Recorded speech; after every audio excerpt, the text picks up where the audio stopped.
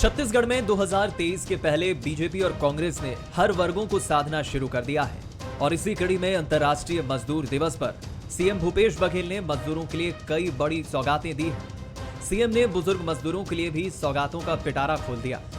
CM Bhupesh ने कहा कि श्रमिकों के हित में कई योजनाएं शुरू कर रहे हैं। इसके पहले हमने भूमिहीन कृषि मजदूर न्याय योजना की शुरुआत की है।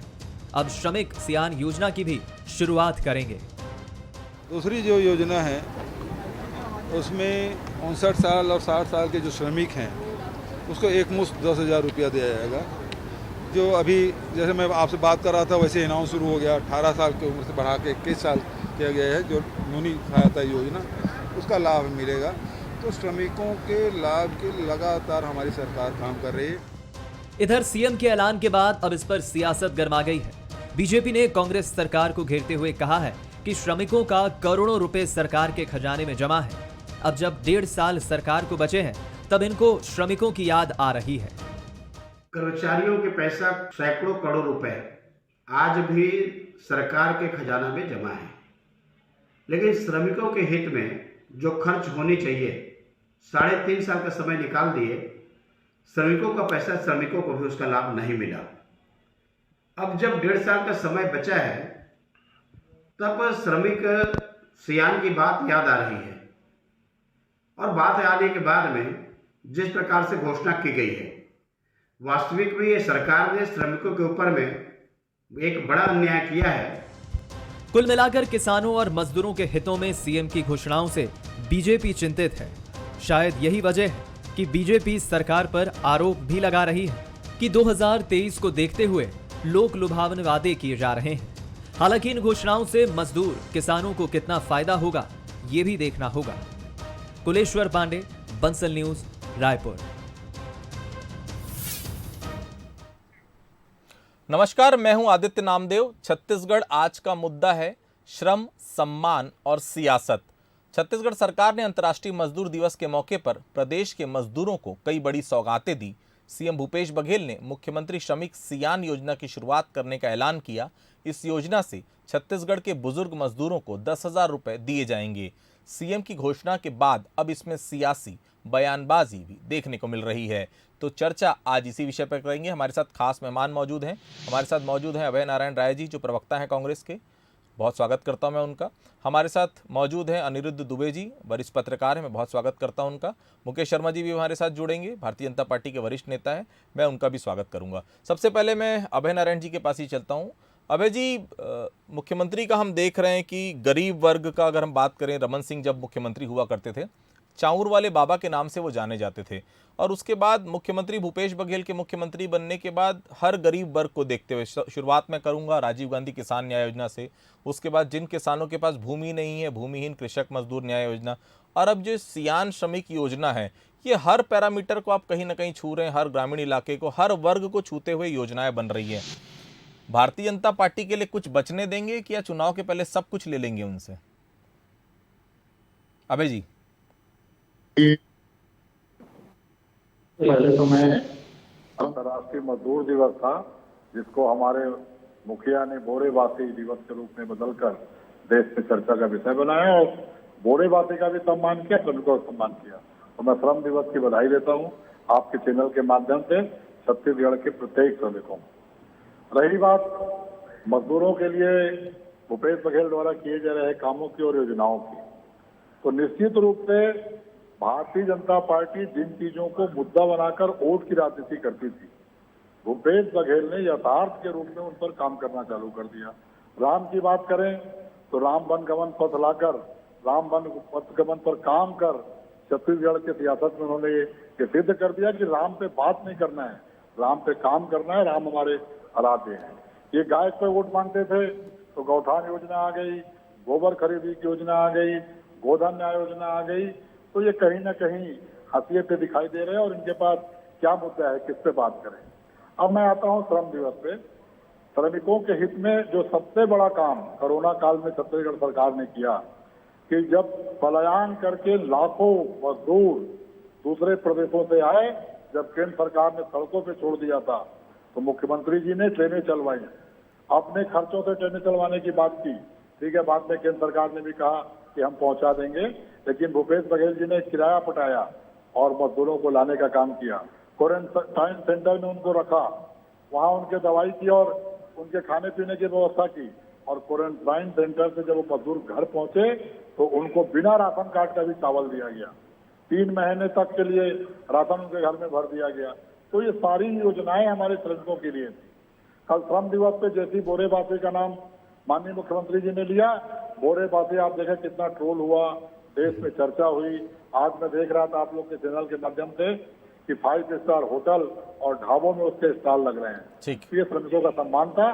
कल जो श्रमिकों के लिए घोषणा उन्होंने महत्वपूर्ण की है कि एक निदान जो हमारा वृद्ध श्रमिक है, वृद्ध निदान योजना, श्रमिक निदान योजना चालू किए हैं। उसका उद्देश्य यह है कि 60 साल के बाद सरकार भी रिटायर करती है लोगों को।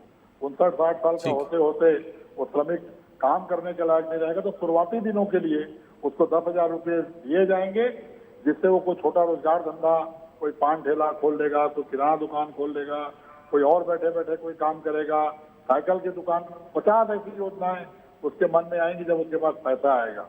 और अभी पिछले वर्ष जब राहुल जी रायपुर आए थे तो उस वक्त जो घोषणा की गई 60,000 रुपये प्रति वर्ष भूमिहीन कृषक मजदूर जो खेती किसानी के साथ मजदूरी करते हैं, उनको हमने बड़ी सौगात 7,000 रुपये सालाना के लिए। अभय जी, मैं वापस आऊंगा आपके पास। अनिरुद्ध जी भी मेरे साथ जुड़े हुए। अनिरुद्ध जी, जिस प्रकार से हम देख रहे हैं राम का नाम भारतीय जनता पार्टी लेकर चलती थी, वो राम का नाम भी मुख्यमंत्री भूपेश बघेल ने, कौशल्या माता का मंदिर, उसके बाद शिवनी नारायण का मंदिर, कुल मिलाकर राम का नाम भी उन्होंने भारतीय जनता पार्टी से झटक लिया। राजीव गांधी कृषि मजदूर योजना, भूमिहीन कृषि मजदूर योजना, फिर किसान न्याय योजना, और अभी श्रमिकों के लिए जो योजना आई है, ये वो योजना है जो सीधे एक आम आदमी पर इफेक्ट करती है, गरीबों पर इफेक्ट करती है। और निश्चित तौर पर ये वो गरीब हैं जो सबसे बड़ा वोट बैंक है। ये वो गरीब हैं जिनको अगर सरकार ने साध लिया, चाहे कोई भी सरकार हो, चाहे कोई भी पार्टी हो, उन्होंने अगर साध लिया तो निश्चित तौर पर 2023 की राह बहुत आसान हो जाएगी। माइक्रो ऑब्जर्वेशन की अगर हम बात करते हैं, सब जगह छोटी छोटी चीजों को वो ध्यान दे रहे हैं।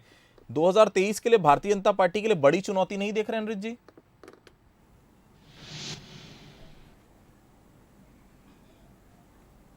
निश्चित रूप से मैं बड़ी चुनौती देख रहा हूं। देखिए क्या है कि भारतीय जनता पार्टी के शासनकाल की जहां तक बात है तो 2 रुपये किलो चावल गरीब तबके को देने वाली बात थी, और मान लिया गया था कि सारी चीज़ों का निराकरण हो गया। और दूसरी बात यह है कि 2 रुपये किलो चावल को लेकर भी छत्तीसगढ़ में अलग अलग तरह की प्रतिक्रियाएं थीं। ये कहना था कि ठीक है 2 रुपये किलो चावल देना ठीक है, लेकिन और भी पहलुओं पर सोचा जाना चाहिए, क्योंकि आप सुविधा भोगी अगर कहीं मजदूर वर्गों को और जिनमें लोअर मिडिल क्लास के लोगों को आप सुविधा भोगी बना देंगे तो उसके भी जो है दूसरे तरह के परिणाम भी सामने आ सकते हैं। अब जहाँ तक कि जो है कल का दिन जो है छत्तीसगढ़ के लिए यादगार रहा, हर दृष्टि से, राजनीतिक दृष्टि से, सामाजिक दृष्टि से, कि कल बोरेबासी इस कार्यक्रम की जो जगह जगह धूम थी ही। और उसके बाद राजधानी रायपुर के बीटीआई ग्राउंड में एक मतलब ऐतिहासिक जो है सम्मेलन हुआ श्रमिकों का, जिसमें भूपेश बघेल जी ने श्रमिक सियान योजना की घोषणा की।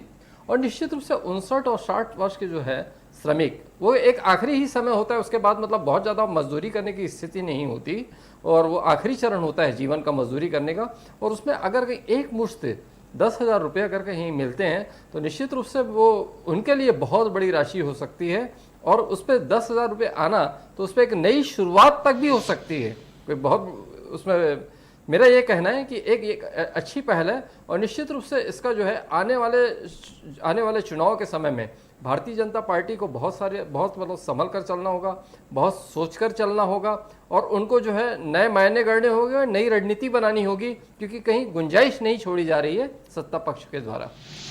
अनिरुद्ध जी, एक सवाल और मैं आपसे लूंगा कि जो स्थितियां नजर आ रही है, सबसे बड़ी बात अगर हम देख लें तो केंद्र का राष्ट्रवाद बनाम छत्तीसगढ़ का छत्तीसगढ़वाद, ये लगातार हावी हो रहा है। गेड़ी चढ़ना, बोरेबासी खाना, छोटे छोटे त्यौहार जो कहीं खो से गए थे छत्तीसगढ़ में। ऐसा नहीं कि वो त्यौहार मनते नहीं थे, लेकिन उस त्योहारों को बड़े पैमाने पर सामने लाना। हर घर में हमने देखा, आईएएस कोई अगर केरल में बैठा है, विदेश में बैठे लोग बोरेबासी खा रहे हैं। ये आम आदमी को कनेक्ट कर रहे हैं छत्तीसगढ़वाद से। ये भी एक बड़ी चुनौती होगी 2023 के लिए भारतीय जनता पार्टी के लिए। अनिरुद्ध जी,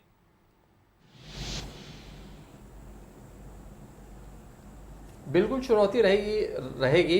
देखिए क्या है कि भारतीय जनता पार्टी की जो सरकार थी तो उस 15 साल का समय बहुत होता है, और सोचने के लिए बहुत सारे वो जो है समय थे उनके पास। और उसमें क्या है कि देखिए, ऐसा नहीं है कि भारतीय जनता पार्टी के शासनकाल में काम नहीं हुआ, काम हुआ निश्चित रूप से। इंफ्रास्ट्रक्चर के क्षेत्र में तो इस सरकार ने, उस सरकार ने बहुत काम किया था, लेकिन जहां तक के जो है और बहुत सारे विषय, जैसे अब राम वन पथ परिगमन जिसकी आप बात कर रहे हैं, इस पर रिसर्च जो है भारतीय जनता पार्टी से जुड़े नेताओं ने ही किया था। जो है झारखंड के राज्यपाल रमेश बैस जी हैं, उनके भाई श्याम बैस जी जो बीजेपी के वरिष्ठ नेता हैं, उन्होंने इस पर रिसर्च किया था और इस रिसर्च को जो है मुख्यमंत्री डॉक्टर रमन सिंह और उस सरकार के जो संस्कृति मंत्री थे उनके पास ले जाकर रखा। लेकिन तब उनको ये पता नहीं था कि क्या चीज हाथ से छूटे जा रही है, और भी ऐसी चीज छूटती चली गई जो जिसका फायदा सीधे सीधे कांग्रेस ने सत्ता अनुज जी, मैं आपके पास वापस आऊंगा। मुकेश शर्मा जी भी हमारे साथ जुड़े हैं। मुकेश शर्मा जी, भारतीय जनता पार्टी जैसे मुद्दों को उठाने में देर हो जा रही है भारतीय जनता पार्टी को, वैसे ही सभी चीजों में देर होती हुई नजर आ रही है। मैं देख रहा हूं छत्तीसगढ़वाद जितना तेजी से हावी हो रहा है, मजदूरों के लिए योजना, गरीब वर्ग के लिए योजना, कैटेगराइज रूप में योजनाएं बन रही है और निश्चित तौर पर एक हर लेवल के लोगों को कवर करने की कोशिश सरकार के द्वारा की जा रही है। भारतीय जनता पार्टी के पास कुछ है इन योजनाओं के तोड़ के लिए? मुकेश जी। नामदेव जी, देखिए कहीं ना कहीं 15 साल में भारतीय जनता पार्टी की सरकार ने छत्तीसगढ़ को जिस ऊंचाई पे लेके गई सरकार, और हम लोगों ने जो योजनाएं बनाई और योजनाबद्ध तरीके से पूरे छत्तीसगढ़ के सभी क्षेत्र में एक विकास हुआ, आज उसके सामने इनके पास में करने के लिए कोई बड़ी योजना है नहीं। इसलिए ये इस प्रकार के प्रचार प्रसार वाले योजनाओं को लेके टोकन मुद्दे, टोकन वाले योजना, अब जैसे कल बासी और बोरे वाली बात करती, ये तो भारतीय जनता छत्तीसगढ़ की परंपरा है, ये तो हमारे भोजन का एक अंश है, ये कोई आज की बात थोड़ी है। ये तो कई सदियों से भारत यहाँ पे गर्मी के मौसम में या बाकी दिनों में भी बासी और बोरे खाना एक समझे, इसको प्रचारित करना ताकि लोगों का ध्यान मूल विषयों से भटकाया जा सके।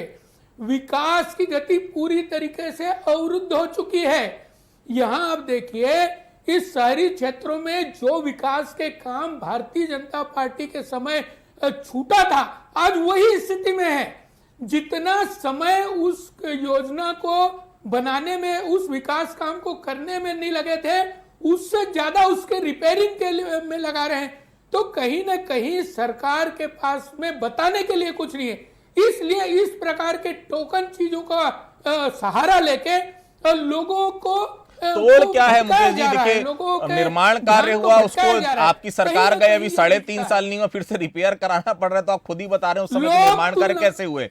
लेकिन इसकी काट क्या है? देखिए, एक आम आदमी को ये लगने लगा है उसकी सरकार आ गई है, आम आदमी को लगने लगा है कि ये छत्तीसगढ़वाद है और छत्तीसगढ़ियों की सरकार है, और कहीं ना कहीं इसका खामियाजा तो निश्चित तौर पर होगा। भारतीय जनता पार्टी इसकी क्या काट निकाल रही है, इस पर हम विषय पर आते हैं। मैं ये पूछना चाहता हूं आपसे कि भारतीय जनता पार्टी के पास कांग्रेस की इस मुद्दे की वजह जी मुकेश जी। नामदेव जी, बिल्कुल ऐसा नहीं है। अब जनता समझदार हो चुकी है। 3.5 साल के अंदर में पूरे कर्ज के बोझ के तले दबा दिया गया है छत्तीसगढ़ को। कोई बड़ी योजना जिसको इन लोग इतना प्रचारित किए हैं, उसका ना इन लोग क्रियान्वयन कर पाए हैं, ना उसका कोई परिणाम आ पाया है। हर साल ये धान खरीदी को लेके बड़ा प्रचार प्रसार करते थे, उसका भी एक मुश्त पेमेंट कर नहीं पाए। हर साल जब धान खरीदी की बात आती है तो बारदाने की बात करते हैं, समय समय पे जब खाद की बात आती है तो फिर केंद्र सरकार की तरफ बात करते हैं कि केंद्र सरकार ये नहीं करी। हर जगह जहां जनता को सुविधा मिलना चाहिए, जहां किसान को सुविधा मिलना चाहिए, ये एक ही बात करते हैं कि केंद्र सरकार हमारी सहयोग नहीं कर रही है, केंद्र सरकार हमारी सहयोग।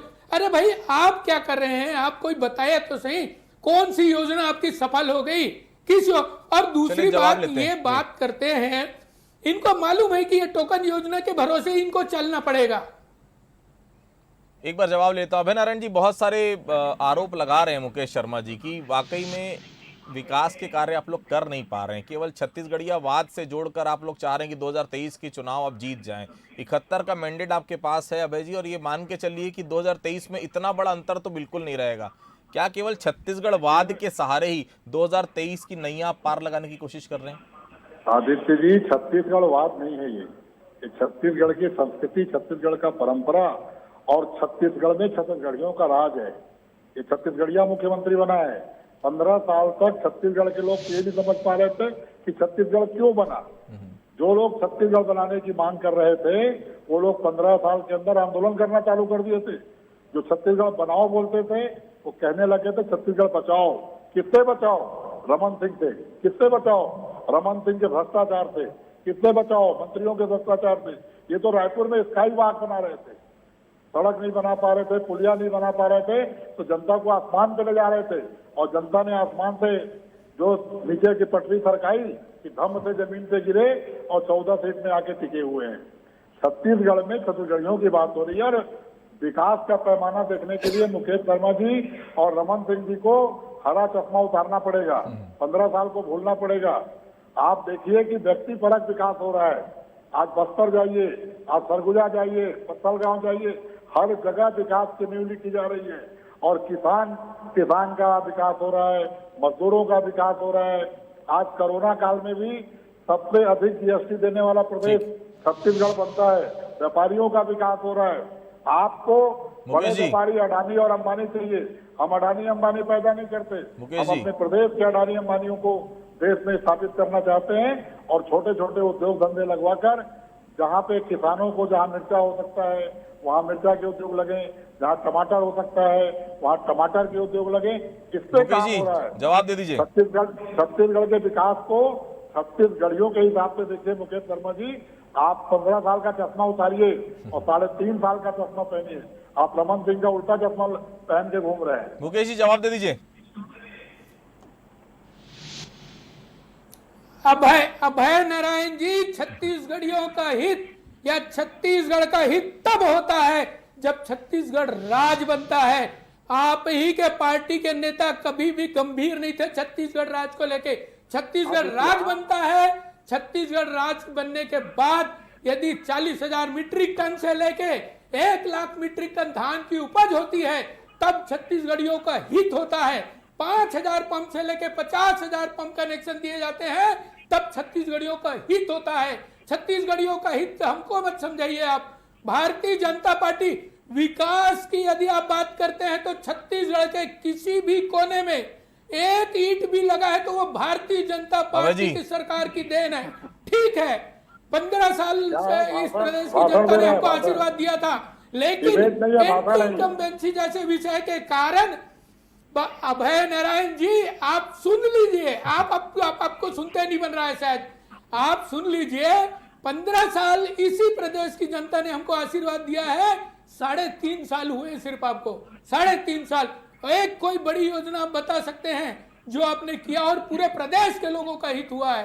तो आप किसकी बात कर रहे हैं?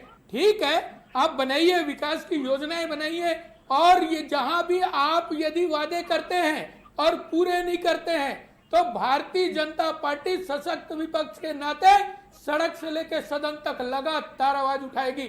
और ये टोकन वाली योजनाएं छोड़ दीजिए अभय जी, आप बताइए। टोकन मत दीजिए अभय जी, टोकन मत दीजिए। 65,000 करोड़ रुपया आप कर्ज लिए, कहाँ खर्चा किए ये बताइए।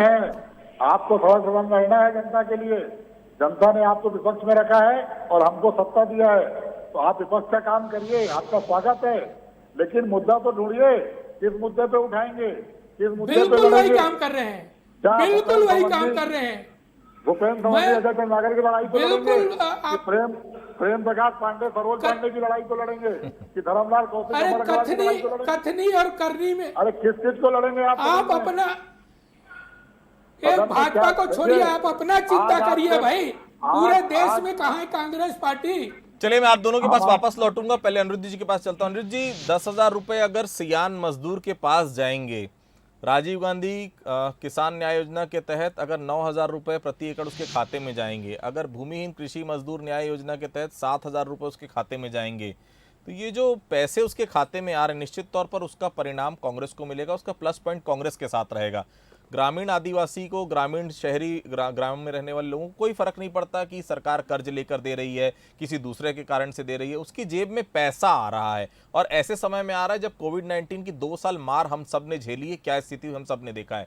ये प्लस पॉइंट नहीं है कहीं ना कहीं? कैसा पैसा आ रहा है किसी को कोई मतलब नहीं, उसकी जेब में पैसा आ रहा है, ट्रेस का जो ट्रांजैक्शन हो रहा है लगातार हो रहा है, पैसे उसके जेब में आ रहे हैं, तो कहीं ना कहीं ग्रामीण अर्थव्यवस्था मजबूत हो रही है और कांग्रेस का एक बड़ा वोट बैंक तैयार होता हुआ नजर नहीं आ रहा है अभी से।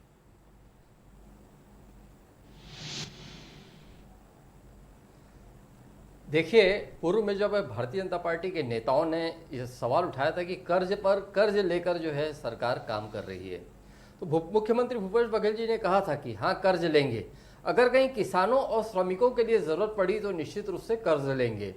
और रही बात ग्रामीण अर्थव्यवस्था को सुधारने की, तो निश्चित रूप से जो है अभी ग्रामीण अर्थव्यवस्था पर ध्यान केंद्रित है और संस्कृति परंपराओं पर भी ध्यान केंद्रित है। मीर अली मीर छत्तीसगढ़ के बहुत बड़े कवि और गीतकार हैं, उनका एक काव्य है नंदाजाही का, छत्तीसगढ़ी में नंदाजाही का काव्य है, जिसका मतलब है कि ये परंपराएं क्या धीरे धीरे विलुप्त हो जाएंगी। ये बहुत असरकारक कविता रही और उसका जवाब अब धीरे धीरे मिल रहा है। और मतलब सरकार की कोशिश इस तरफ हो रही है कि कोई चीज़ ना नंदाने पाए। तो पुरानी परंपराएं चल तो रही थी, लेकिन जो है उसका एहसास जो है शहरी और कस्बाई क्षेत्रों में बहुत कम हो रहा था, उसको सरकार ने खड़ा किया। ये एक बहुत महत्वपूर्ण बिंदु है। और निश्चित रूप से अभी जो है श्रमिक और किसानों की लगातार बात तो हो रही है, तो आने वाले चुनाव में ये फैक्टर काम करेगा। मुकेश जी, क्या कनेक्ट कर पाने में अभी भी आप कहीं ना कहीं पीछे साबित हो रहे हैं, कनेक्ट नहीं कर पा रहे हैं छत्तीसगढ़ की जनता से? क्योंकि 4 उपचुनाव हार चुके हैं, 1.5 साल बाद फाइनल मैच आपको खेलना है। जब सेमीफाइनल ही आप हार गए, क्योंकि कहते थे आप लगातार खैरागढ़ जो है वो सेमीफाइनल है, अब जो सेमीफाइनल वो हार जाएगा, वो फाइनल कैसे खेलेगा? मुकेश जी।